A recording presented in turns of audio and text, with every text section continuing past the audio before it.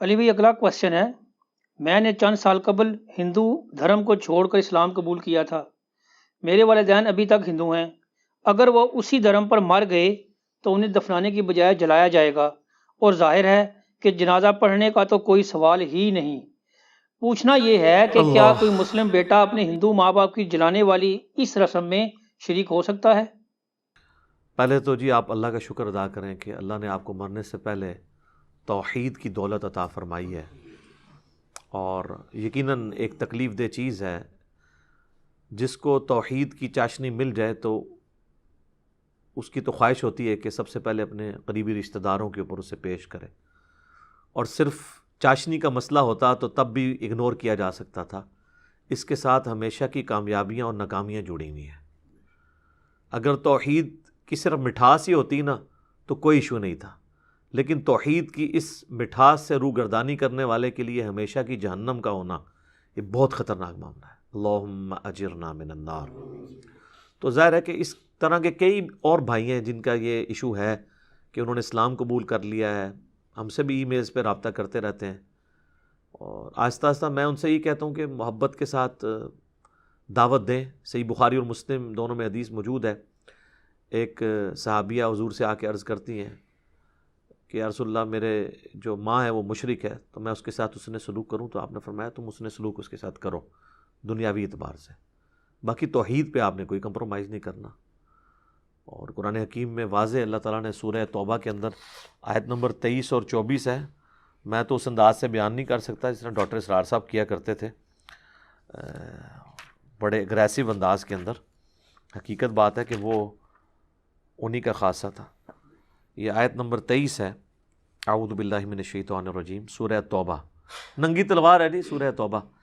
یا ایھا الذین آمنوا لا تتخذوا آباءکم و اخوانکم اولیاء، اے ایمان والو اپنے ماں باپ کو اور اپنے بھائیوں کو مت دوست بناؤ اپنا، ان استحبوا الکفر علی الایمان، اگر وہ ایمان کے مقابلے پر کفر کو اختیار کر لیں، اس سے محبت کریں۔ وَمَن يَتَوَلَّهُمْ مِنْكُمْ فَأُولَٰئِكَ هُمُ الظَّالِمُونَ، اور جو کوئی ان کے ساتھ اس طرح کی کوئی دوستی گانٹھ لے گا تم میں سے تو وہ انہی میں سے یعنی شمار کیا جائے گا، اس اعتبار سے کہ اللہ تعالیٰ پھر ایسے لوگوں کو ظالم شمار کرے گا۔ تو واضح فرما دیا کہ ماں باپ ہوں جو مرضی، اور اس سے جو اگلی آیت ہے نا وہ آیت ہے جو ڈاکٹر سرار صاحب بھی بیان کرتے تھے، سورہ توبہ کی 24 نمبر آیت، قُلْ إِنْ كَانَ آبَاؤُكُمْ وَأَبْنَاؤُكُمْ وَإِخْوَانُكُمْ وَأَزْوَاجُكُمْ وَعَشِيرَتُكُمْ وَأَمْوَالٌ اقْتَرَفْتُمُوهَا وَتِجَارَةٌ تَخْشَوْنَ كَسَادَهَا وَمَسَاكِنُ تَرْضَوْنَهَا أَحَبَّ إِلَيْكُم مِّنَ اللَّهِ وَرَسُولِهِ وَجِهَادٍ فِي سَبِيلِهِ فَتَرَبَّصُوا حَتَّى يَأْتِيَ اللَّهُ بِأَمْرِهِ۔ اے نبی تم فرما دو کہ اگر تمہارے ماں باپ، تمہاری اولاد، تمہارے بھائی، تمہاری بیویاں، تمہارے رشتہ دار اور تمہارے وہ مال جو تم نے بڑی محنت سے کمائے ہیں، اور وہ تجارت جس کی مندی کا تمہیں خدشہ لگا رہتا ہے، اور وہ گھر جو تمہیں بڑے پسندیدہ ہیں، اگر یہ چیزیں اللہ اور اس کے رسول اور اس کی راہ میں جہاد کرنے سے بڑھ کر تمہیں محبوب ہیں تو پھر انتظار کرو۔ ڈاکٹر صاحب کہتے ہیں پھر دفع ہو جاؤ اور انتظار کرو۔ باقی وہ فتربصوا یہاں تک کہ اللہ اپنا حکم عذاب لے آئے۔ واللہ لا یہدی القوم الظالمین، اللہ تعالیٰ ظالم قوم کو کبھی ہدایت نہیں دیتا جو خود گمراہی کے اوپر تلی ہوئی ہو۔ یہ سورہ توبہ ہی سر اینڈ پہ جا کے نا اسی اسپیسیفک کوشچن کے حوالے سے ایک آیت آتی ہے، وہ بھی میں بیان کر دیتا ہوں آپ کو۔ المستدرک للحاکم میں حدیث ہے، مولا علی سے کسی نے پوچھا یہ سورہ توبہ سے پہلے بسم اللہ کیوں نہیں ہے؟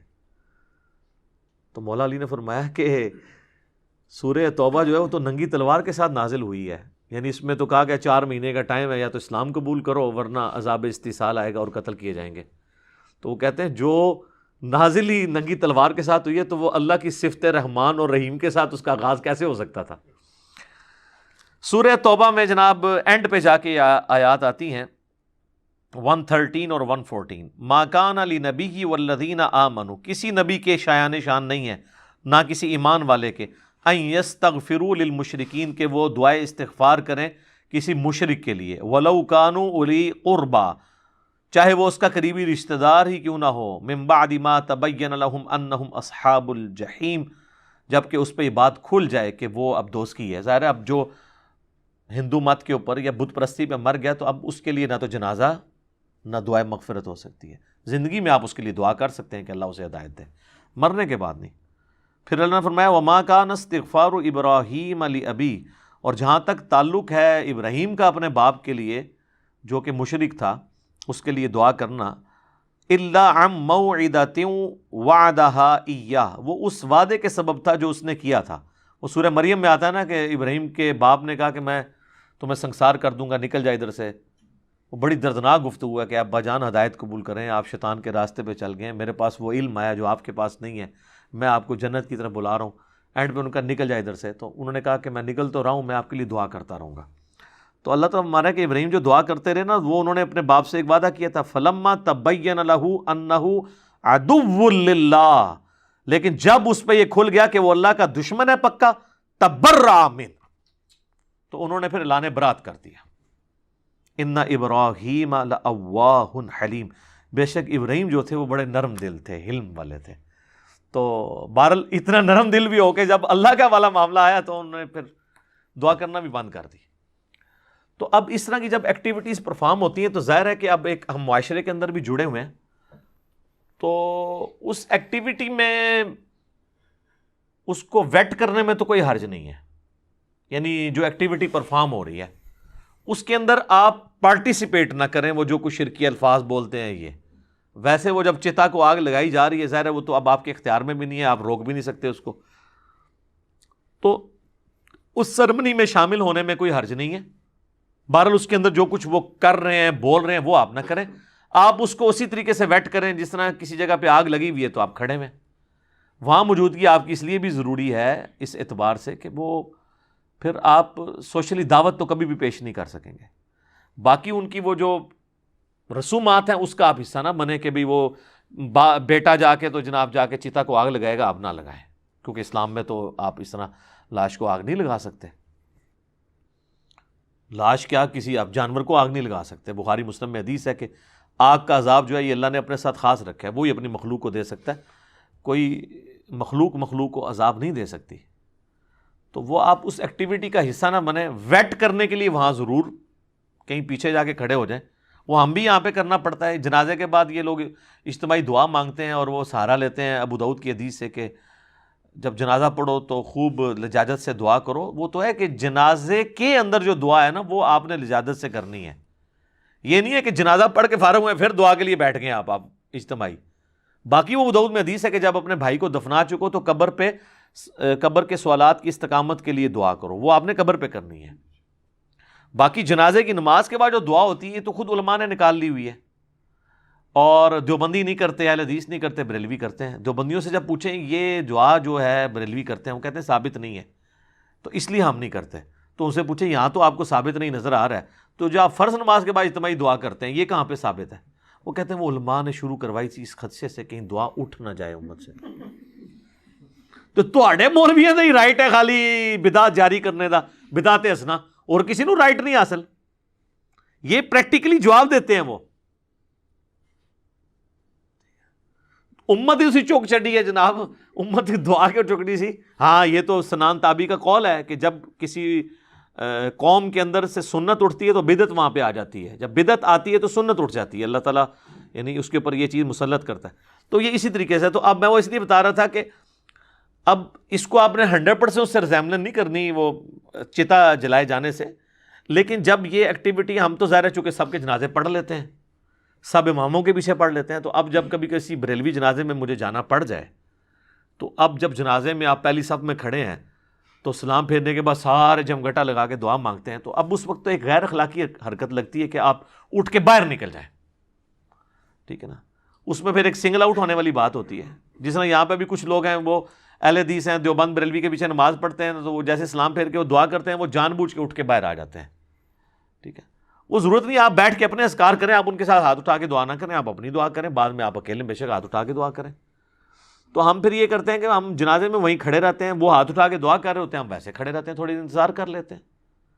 اور مزے کی بات آپ کو بتاؤں، جنازہ جو ہے وہ 1.5 منٹ کا بھی نہیں ہوتا، اور دعا 5 منٹ کی ہوتی ہے، کیونکہ دعا انہوں نے کرنی ہوتی ہے اپنی مادری لینگویج میں، اور وہ دعا جتنی لمبی ہوگی، جتنی خوبصورت ہوگی، اتنا ہی گھر والوں سے اکرام مسلم زیادہ ہوگا پیسے کی شکل میں، ٹھیک ہے نا. ظاہر ہے وہ بعد میں پیسے لیتے ہیں، فری تو نہیں جنازہ پڑھاتے. آپ کو پتہ ہی نہیں، ابھی ہاتھ ہی نہیں لگے کبھی. لوگوں کو یہ تو پتہ ہے قبریں اتنی مہنگی ہو گئی ہیں. کسی نے آج تک یہ کہا کہ یار مولوی بھی مہنگے ہو گئے ہیں. مولویوں کا ریٹ بھی تو مہنگا ہوا ہے نا. 50 روپے میں کوئی جنازہ پڑھاتا ہے؟ آپ چیک کر لیں، لانے سے پہلے مولوی کہتے ہیں 50 روپے دوں گا جنازہ پڑھانا ہے ایک. تو آپ دیکھیں آپ کے ساتھ کیا کرتا ہے وہ. تو باقی یہ وہ دعائیں اس لیے لمبی چوڑی کروا رہے ہوتے ہیں تاکہ نا مطلب ان کو پتہ چلے کہ تقریباً بخشوا ہی لیا ہے جناب، بے فکر رہو. اتنی کر دیتی ہے کہ بس سمجھو کہ بخشے ہی گیا جائے. نہیں تو لوگ بھی بیوقوف ہے نا. اس طرح کرنے سے کوئی ہوتا ہے، اور اس کو کیا ہمدردی ہے کسی کی ماں کسی کے باپ کے ساتھ؟ ان کو تو ہمدردی ان پیسوں کے ساتھ ہے.